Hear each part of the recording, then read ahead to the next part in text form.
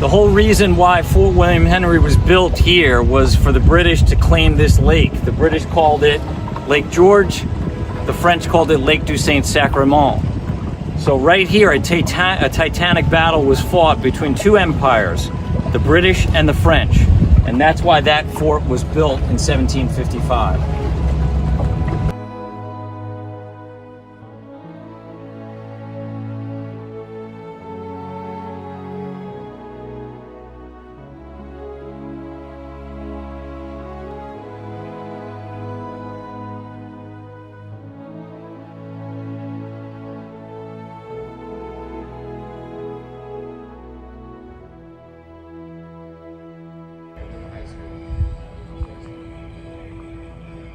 I'm standing in the courtyard of Fort William Henry, or at least the reconstructed version of it.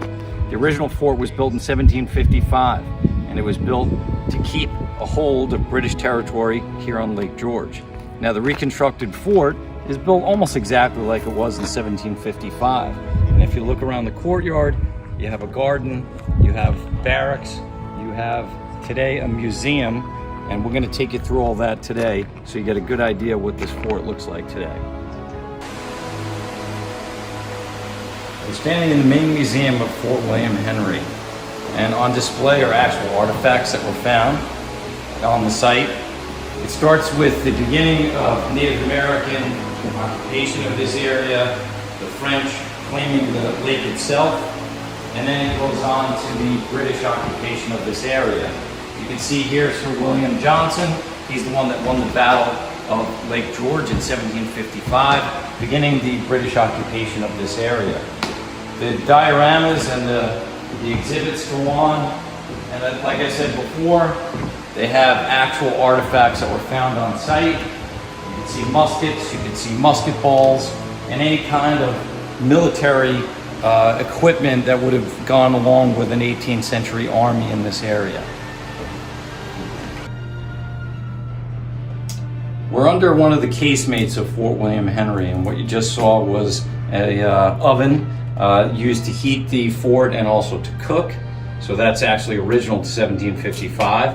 And if you follow me this way, we're going to look at one of the storage areas that were used, that was used during the occupation of the fort.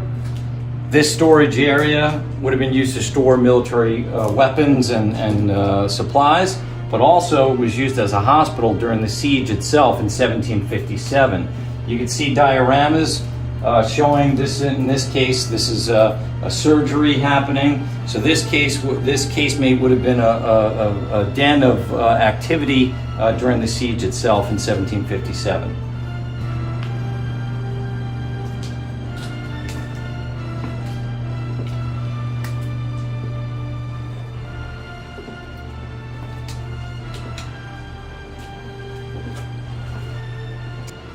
Behind me, what looks like a prison was actually not a prison. That's where the supplies would have been stored and locked away so that nobody could get at them during the occupation of the fort itself.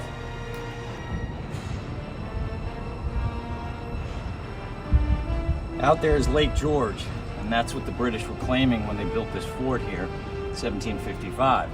Now, during the siege in 1757, when the French came from the north, they surrounded the fort and they bombarded this bastion. This is the northwest bastion. So the French cannons would have been firing into this. This nearly collapsed, and basically the fort was in a really bad spot. It could not get supplies. It was cut off, and the French bombarded it really into submission.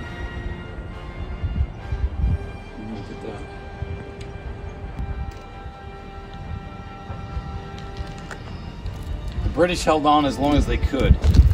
Cut off from supplies, cut off from reinforcements. General Webb did not send reinforcements from Fort Edward. The British were forced to surrender.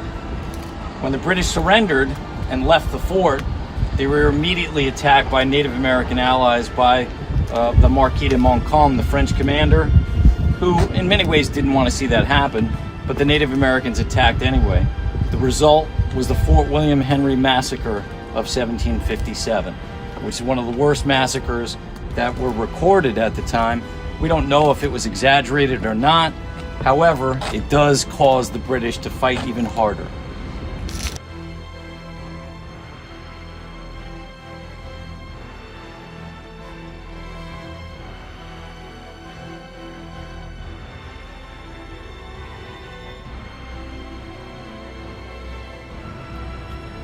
Through that gun port, which is today it looks like a parking lot, beyond that parking lot is where the entrenched camp was, that really a lot of the colonial British troops were, and a lot of savage fighting happened there as well. This fort couldn't hold that many troops, only about 400, so a lot of the fighting took place in that entrenched camp up on the hill in those trees.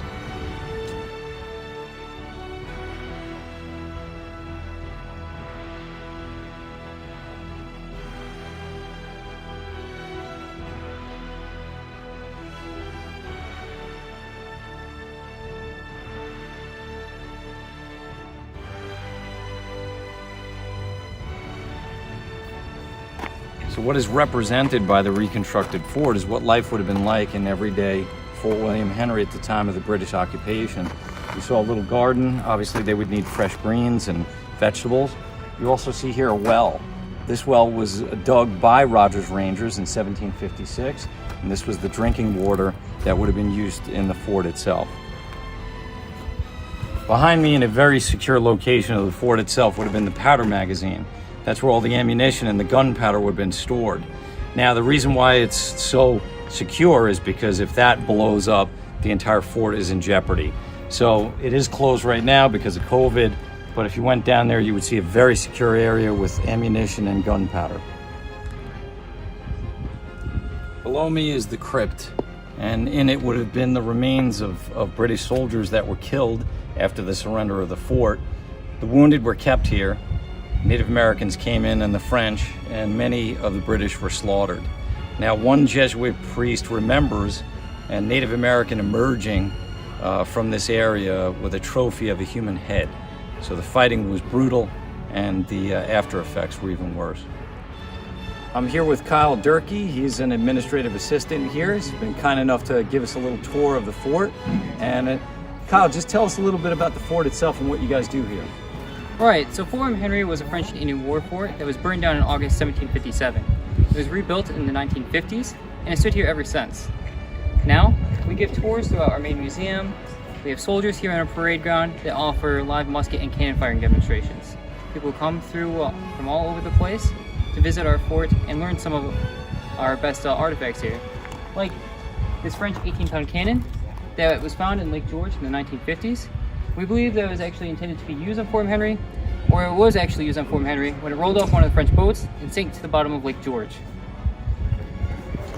I'm here with George Painter. He's one of the tour guides here at Fort William Henry. And can you please tell me a little bit about the garden behind you? Sure, I'm a farmer by trade from outside the Albany area, and I was hired here by Colonel Monroe to help set up some gardens around the fort that will help feed all of the folks that are here. This is a demonstration garden for the colonel only, but there's major gardens outside the fort over here and in the back, and we grow enough food for the summer and fall to feed about 2,000 people that live here at the fort. Now, why do you think fresh vegetables are so important for a soldier? Well, you know, the supply chain is critical to any army, and you cut it off and you're in deep trouble, and to be able to grow our own food gives us more control, and it's delicious, nutritious stuff, and it makes everyone happier. We make great stews and soups, and the vegetables that we grow, from squash to corn to beans, we have everything you can imagine, cabbage, and it makes great food. Now, was this considered a far outpost in the British Empire? In other words, so there weren't many large cities around here at all, yeah? No large cities. We're at the end of the supply chain. We get our supplies from New York, that ships to Albany, that ships up to Fort Edward, that ships up to here by wagon. And we get a couple wagons a day, horse-drawn, bringing us supplies. But anything that we can do, hunting and fishing and gardening, that will supplement our work here. This is the northernmost outpost for the British Army at the time in 1755. And vulnerable to a French attack. Oh, the French are not far away. They're right up the lake, at the other end of the lake, and they thought they claimed this until we built the fort here, and we're ready to engage with them at any time. Well, I will tell you this, it's people like him that do tour guiding and love history that keep history alive, and I thank you very much for your time. Thank you, my pleasure. Excellent, excellent. I'm here with Rob Frazier. He is the head guide here at Fort William Henry, and I wanted to ask him about the everyday life of a soldier here at the fort. All right, so the everyday soldier that would be here at Fort William Henry would have come from multiple backgrounds. Traditionally, they were skilled craftsmen, many coming from the New England colonies, Massachusetts, Connecticut, Rhode Island, and the Hampshire grants. These men coming here would have been very skilled laborers, carpenters, shipbuilders, things of that nature, but they were also tailors and coopers and shoemakers. These men would have come here to be the labor force, the backbone, I guess you could say, of the British Army. As these men would come here, it's them that would build this fort. You know, the British Redcoat or Regular, of course, they're working as well, but they are professional soldiers. That's their job. Okay. Lots of the colonial troops, the everyday soldier that was here, spent a great deal of time here at this fort. Now, how many soldiers would have been in this fort itself? At any given time, there could be between 450 and 500 soldiers in here, as that's what the fort was equipped to house. But unfortunately, we don't really see those numbers. Most of the soldiers actually choose to stay in the entrenched encampment because of the sickness and disease that's taking place within the walls here. Wow. What kind of disease? Smallpox, was that a problem? Smallpox was rampant here, especially in 1756. Smallpox, dysentery, and even malaria. And they had a hunch that came from the water out of the well. Wow. They don't know whether they dug too deep or too shallow, but they weren't getting the lake water like they had hoped for. Really? Wow. Now, was this considered a desirable post to be posted to? If you were a ranger, maybe like yourself, being here a little bit closer to home and reinforcement, it probably wouldn't be so bad. More ideal for raiding parties and such. Right. But being on the edge of no man's land is probably not the place that you really want to be. You know, Not much nightlife, I would imagine. I couldn't imagine. No. So the average soldier that was posted here really just wanted to be rotated probably home at some point. And you know, even Fort Edward, 16 miles south, was much more of a sought after place. Really? Because of the locale, being on the Hudson River, people coming in and out. You have the ability to go to Albany and the settlements in Saratoga, which isn't very far, Right. you know, in 18th century terms, I guess. Where being out here, you're literally in the middle of nowhere. Right. Supplies actually being brought up the military road from Fort Edward to here are being dumped off by wagoners because the wagoners are afraid to come all the way up here. So, Well, maybe can you tell me a little bit about the battle in 1757? sure. In 1757, as the French approached, General Montcalm had a goal in mind. He wanted to take this fort in a couple of days, eventually move on to Fort Edward and take that fort, which would lead the road to Albany wide open, and that was the British military capital at this point in time. So that would have been ideal for the French. However, little old Fort William Henry here stood for 6 days. The men fighting valiantly, although their 17 old iron guns were bursting daily from overuse and what Right. have you. And on day 6, they had to unfortunately surrender the fort. This surrender, though, was in a European style. Honorable terms were given, which allowed the garrison to pack up all of their personal belongings, including their guns. No ammunition, however, that all had to stay. They could take the colors of their king and even one cannon, a field cannon, of course, Wow, yeah. and take it with them off to Fort Edward, being paroled for 18 months. But of course, for the European armies, this was fantastic, Right. right? It is said that both armies actually got together and feasted in the evening. But the Native Americans that were allied with the French were kind of left out of these terms. So as they entered the fort here, not finding what they were looking for, a massacre of sorts ensues. And it becomes a very famous massacre, and I know it ignites the British public really against the French even more. Absolutely. You know, in many ways, you can kind of look at Fort William Henry as almost a turning point. After what happens here, and the British using this as propaganda, of course, you see enlistments double. Wow. In many cases throughout New England, and these men coming to the southern shores of Lake George again in 1758 will be part of a much larger army under General Abercrombie, nearly 16,000 men. And they'll go up and attack Fort Carillon in 1758. Yeah. And that's really the last major British defeat Yeah. of the war. If you think about it, they will lose big time. Yeah. Nearly 2,000 men Yeah. being lost, and then they'll come back down here, and of course General Amherst will take over in 59, and that's when the ball starts moving in the other direction. And one last question for Sure. you. The movie Last of the Mohicans. Can you tell me how accurate parts of it are? Well, you know, oddly enough, as far as material culture, it is a little bit better than, say, The Patriot, Yes. that comes out 10 years later. Yeah. But the story is a love story. It's not it's totally historical fiction. Right. There was a Colonel Monroe. He did not, however, get his heart ripped out by Magua. Right. And I haven't really researched him as a person too much, but I believe he had a couple sons, not a couple daughters. Right. So, you know, there's that element. But of course, the 60th Royal Americans, they were in and out of here. Right. So that part's true. People being adopted, like Hawkeye, Right. being right. adopted into the native tribes. That happened. And how throughout about the 18th massacre scene? That is probably one of the best scenes to give somebody an idea of what would have happened. Yeah.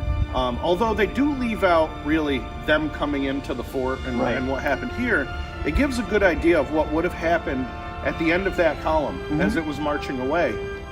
Unfortunately, a lot of those soldiers did die. The numbers are all over the place, Right. depending on the historian you talk to. But unfortunately, the native people being upset, that's what happens. And the French are going to learn a lesson. They're going to lose a lot of their Native American allies after this. Yeah, it's amazing, yeah. Yeah. Well, I appreciate you spending time with us. Absolutely. Again, I want to thank him. Rob, it's people like this that keep history alive, and we want to see this place going and getting more people coming and visiting. Thank you again, Rob. Oh, you're very welcome. Thank you so much for having me. I think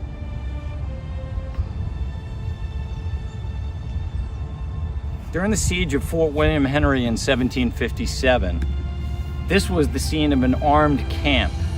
The fort, which you can't see, it's through those trees over there, the fort can only hold about 400 men. The British had a couple of thousand. So this spot was a fortified camp. And as a matter of fact, this is where most of the fighting took place at the siege of Fort William Henry. The British had fortified this area. This is where a lot of the provincial troops were. And when the French put the fort under siege, they also attacked this area as well. Good.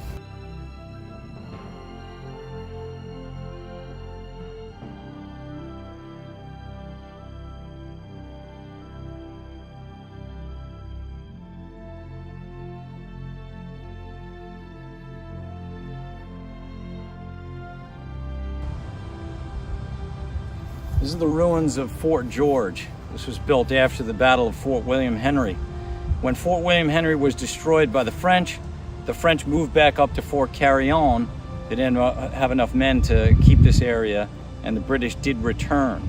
Now the French are eventually forced out of the Lake George region, and this became the largest fort in this area.